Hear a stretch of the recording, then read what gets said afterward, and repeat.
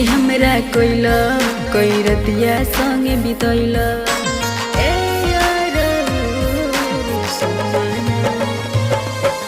दिल के हमरा कोइला कोई रतिया संगे बितैला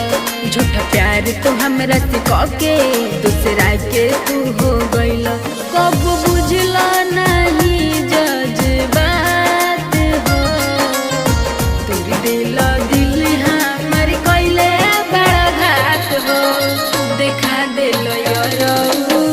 अपन औकात हो दिल हमर कोइले बड़ा घात हो देखा दिल अपन औकात हो।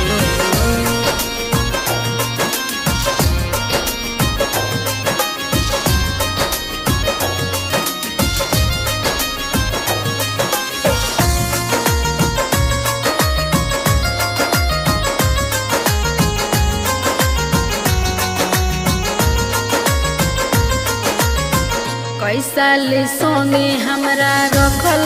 रिलेशन यरौ हो तू बोलाई के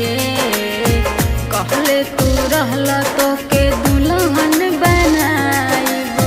कसम खैले रहल अपना माई के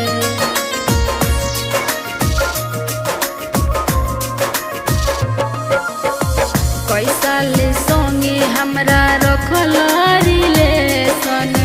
यरौ हो हमके बोलाई के कहले तू रहल तो के दुल्हन बनाइब कसम खैले रहल अपना माई के अब बीच में ले अइला जात पात हो दिल हमर कोइले बड़ा घात हो देखा दिल अपन औकात हो दिल हमर कोइले बड़ा घात हो देखा दिल अपन औकात हो।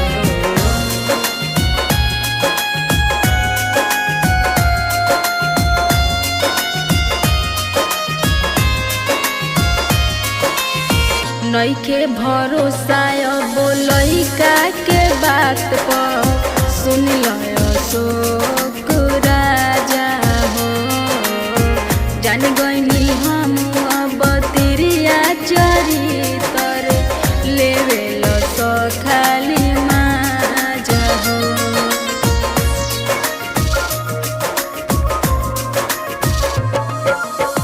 नइखे भरोसा बोलैका के बात पर सुन अशोक राजा हो बुझ गइनी हम अब तिरिया चरितर लेवेल खाली माजा हो जरी लाश जहिया जाई बारात हो दिल हमर कोइले बड़ा घात हो देखा दिल अपन औकात हो दिल हमर कोइले बड़ा घात हो देखा दिल